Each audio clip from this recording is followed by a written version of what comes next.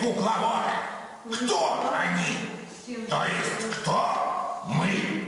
Механическая птица предлагает познакомиться с компанией ее электронных друзей – кукол-роботов.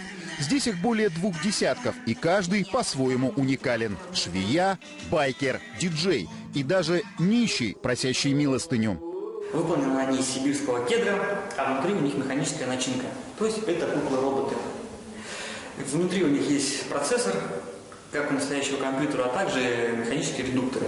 Наибольшей популярностью на выставке пользуются персонажи известных сказок и мультфильмов, которые оживают на глазах изумленных сибиряков. Механические куклы разыгрывают перед ними мини-спектакль, где классические герои предстают в необычных образах. К примеру, папа Карло здесь не ремесленник, а робототехник. Учиться тебе надо, а не по клубам бегать.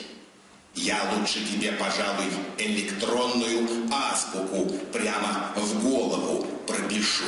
Роботов разработал томский инженер Андрей Рюмин. Друзья и коллеги в шутку прозвали его «Карабасом-Барабасом». В мастерской Андрея, как в старой сказке, творческий процесс начинается с обычного полена.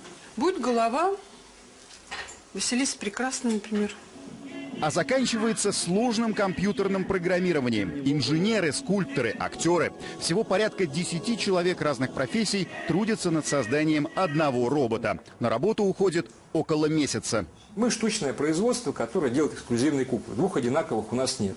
Роботы работают на презентациях и участвуют в благотворительных акциях.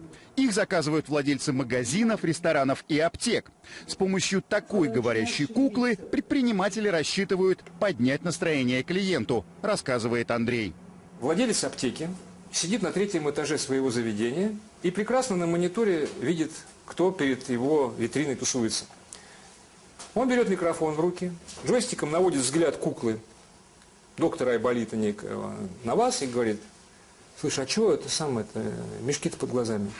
Выставка кукол-роботов – это первый шаг к реализации мечты томского инженера. Он планирует создать большую труппу аниматроников и гастролировать по всему миру. Лучше электронных актеров ему не найти, уверен Андрей. Ведь они никогда не болеют, не требуют заоблачных гонораров, а главное – точно исполняют волю своего режиссера.